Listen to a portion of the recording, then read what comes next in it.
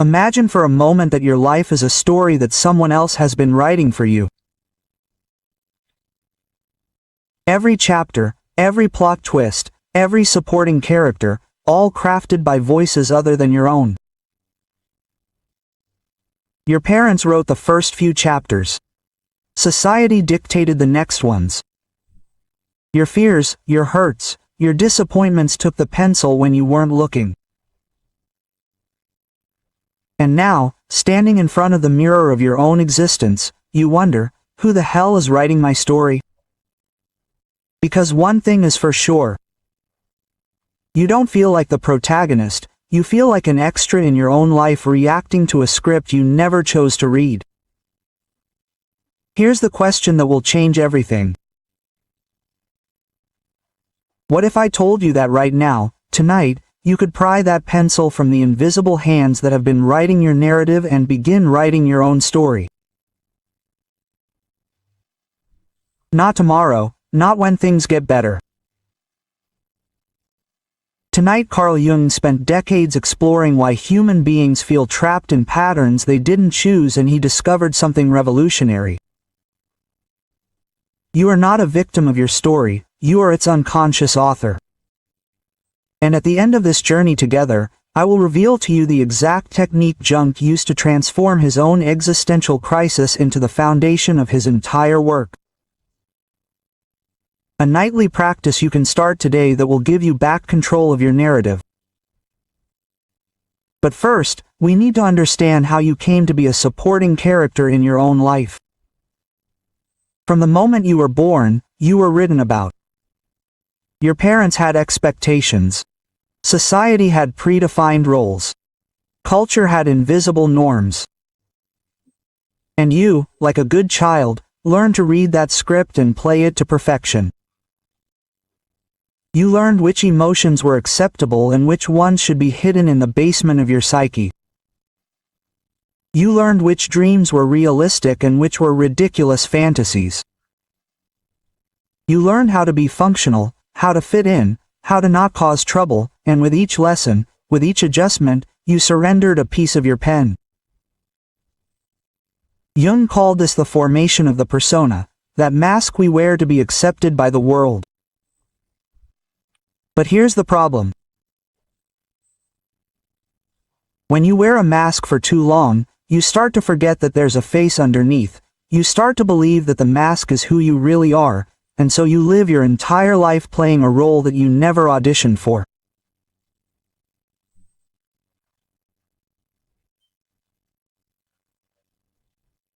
You become the dutiful son, the perfect employee, the friend who's always there, the partner who never causes conflict. And then one day you wake up and don't recognize the stranger staring back at you in the mirror. But there's something more insidious going on here.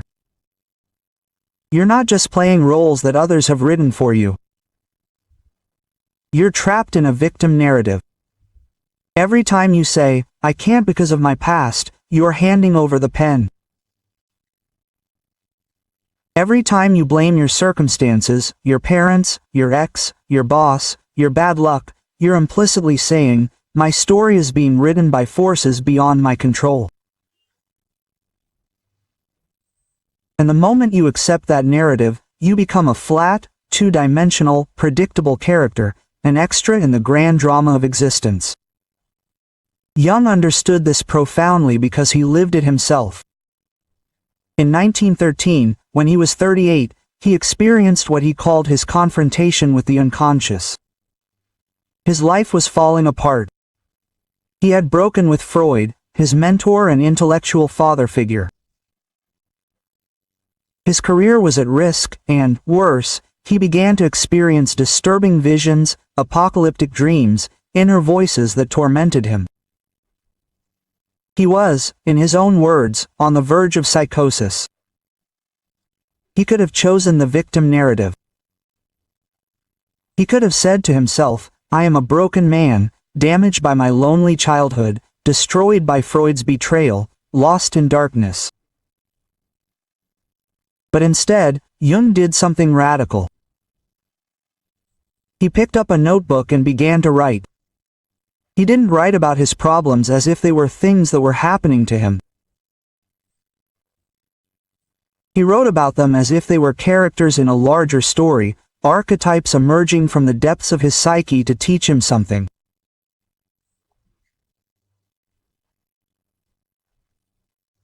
He engaged with his inner voices, gave them names, asked them questions, and in that process of active writing, he went from being a victim of his crisis to a conscious explorer of his own inner landscape. He transformed his breakdown into his masterpiece. That notebook eventually became the Red Book, one of the most profound explorations of the human soul ever recorded.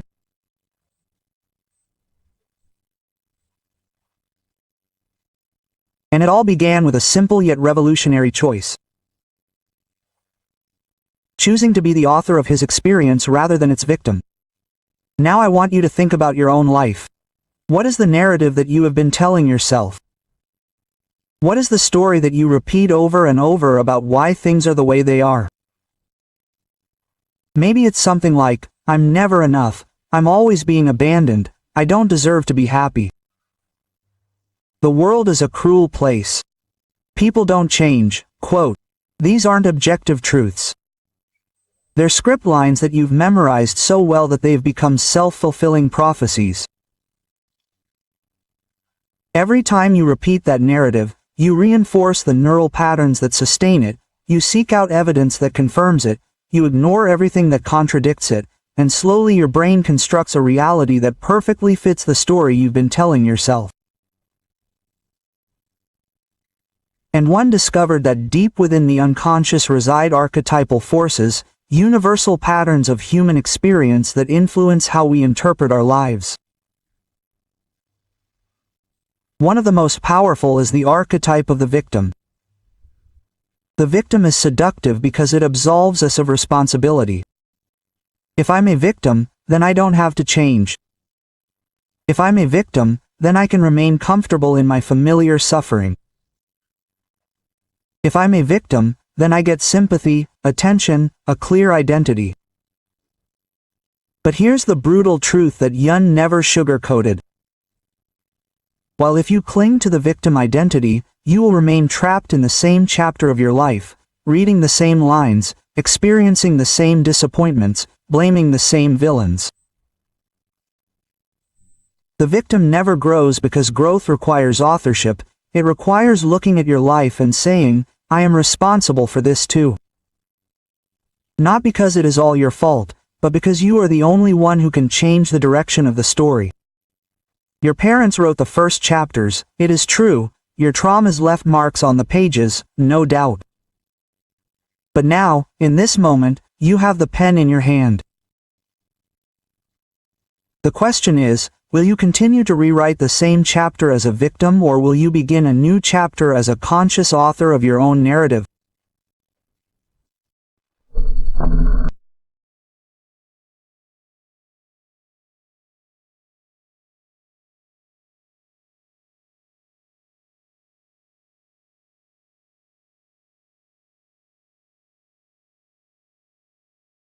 Emotions, converse with his fears, give voice to the parts of himself that he had been repressing.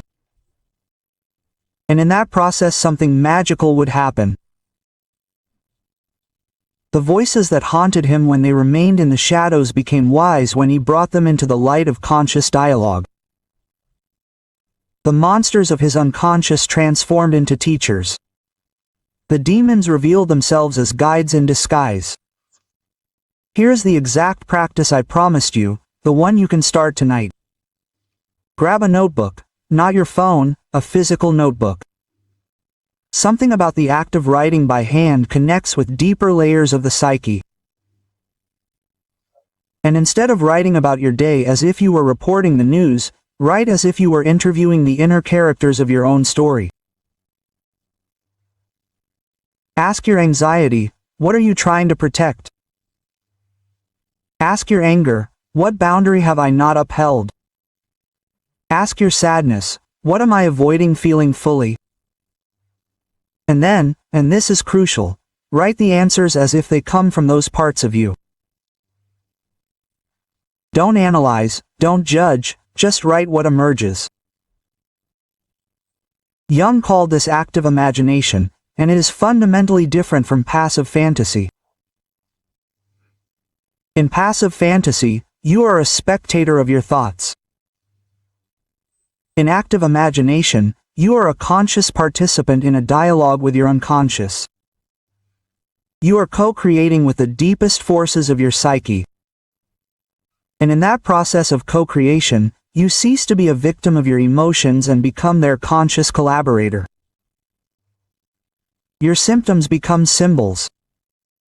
Your pain becomes a portal. Your crisis reveals itself as an invitation to change, but here's the part that many people miss. You can't rewrite your narrative if you don't know what your current narrative is. Most people live on autopilot, repeating unconscious patterns without even realizing there is a pattern. So before you can change the story, you need to make the unconscious conscious. You need to identify the script that you've been following without reading it. And one of the most powerful ways to do this is to observe the repetition. Jung said that what you resist persists and what you don't make conscious manifests in your life as destiny. Look at the patterns in your relationships. You always attract the same type of partner and then you're surprised when it ends the same way. That's not bad luck. It's an unconscious pattern waiting to be seen. Look at the patterns in your career. You always get to a certain point and then you self-sabotage right before you achieve real success. That's not failure. It's an internal script that says, I don't deserve more than this. Look at the patterns in your health. Your body gets sick every time things in your life start to go well. That's no coincidence. This unconscious screaming, I don't feel safe with happiness. These patterns are like lines in a script that you've memorized so deeply that they've become invisible.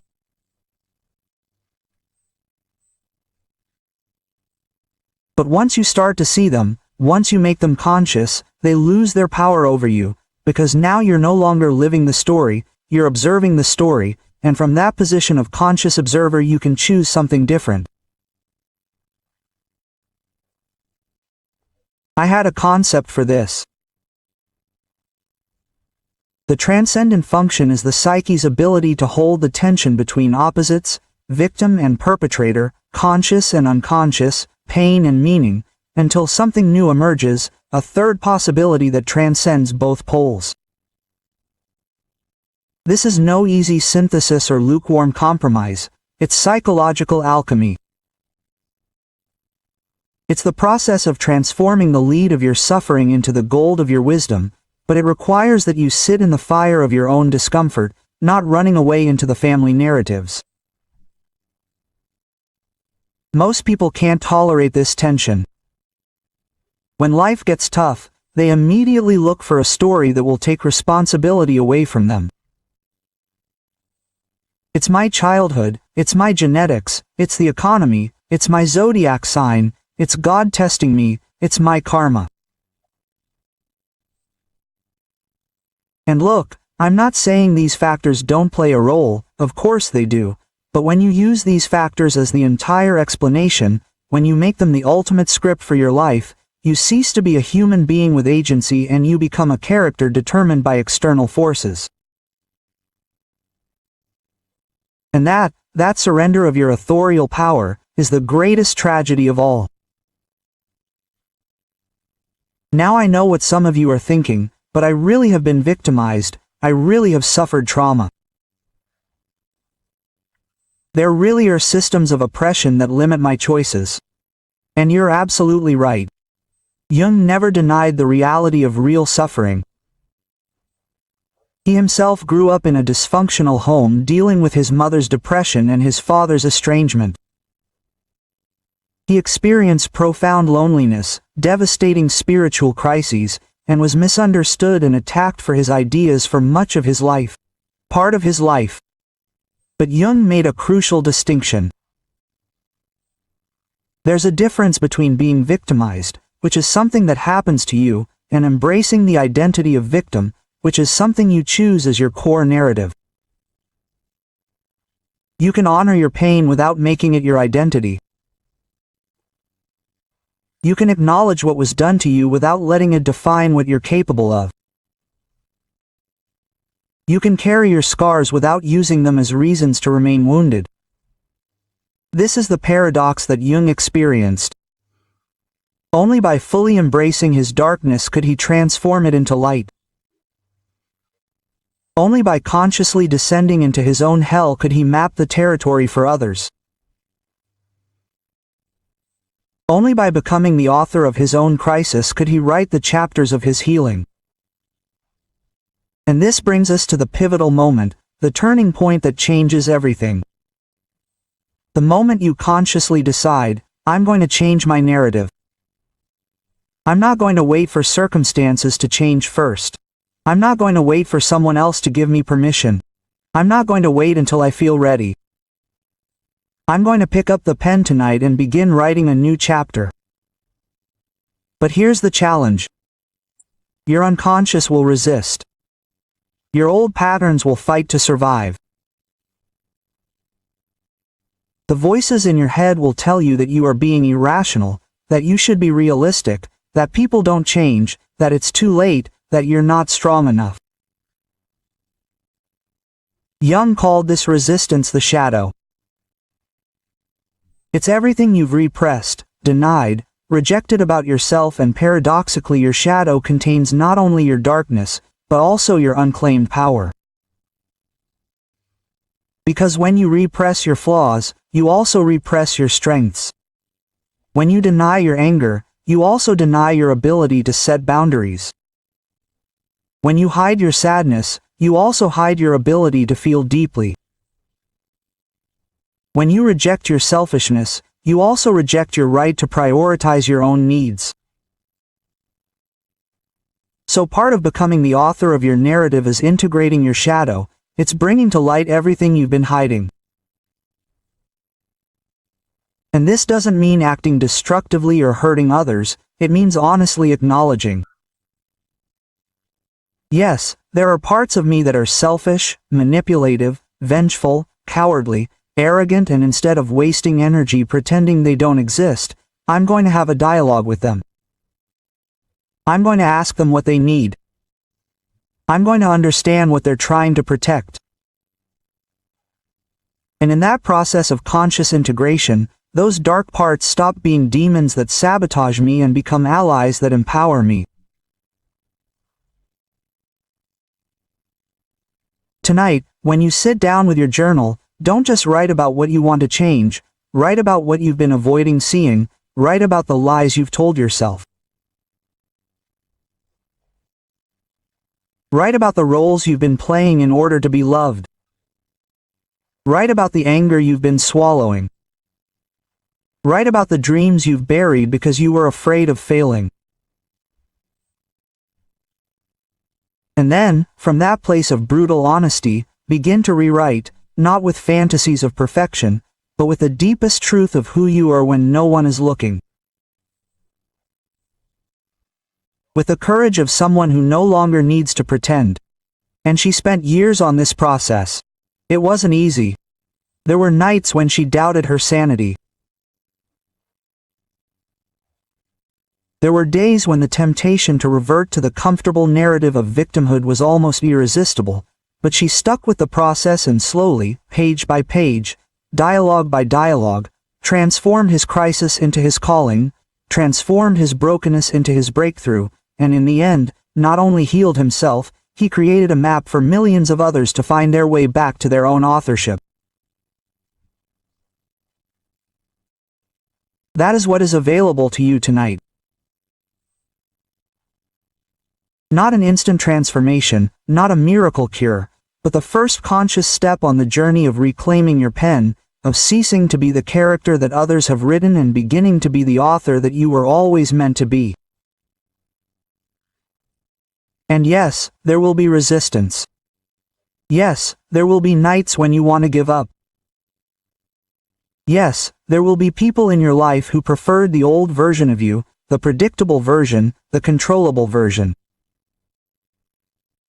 But the question Jung asks each of us is this: is your freedom worth it? Is your authenticity worth it? Is your own story worth living instead of the story that was imposed on you? If you have made it this far, if something in you has awakened, then you already know the answer. Now it is just a matter of picking up the pen. Tonight, not tomorrow, tonight. And here's the promise I made to you at the beginning, the final revelation that will change everything. Jung has discovered that the unconscious is not your enemy, it is your wisest ally, waiting patiently for you to begin the dialogue. And the most direct way to access that wisdom is through this nightly practice of active writing. Because when you write before bed, you plant seeds in your unconscious that will germinate as you sleep. Your dreams will begin to respond. Your intuitions will become clearer. Meaningful synchronicities will appear in your life. Not because it's magic, but because you are finally paying attention to the channel of communication between your conscious self and the deeper layers of your being.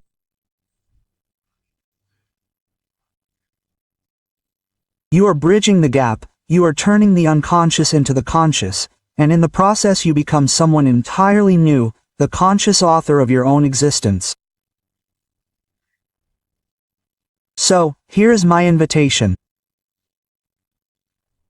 If this message resonated with you, if you felt that shiver of recognition, leave a comment saying, "I am the author of my life." Let's see how many of you are ready to pick up the pen tonight. And if you want to continue this journey deeper, subscribe because next time we'll explore another transformative aspect of Jungian psychology. How your dreams are direct messages from your unconscious mind teaching you exactly what you need to heal. Don't miss that. Your narrative is waiting to be rewritten.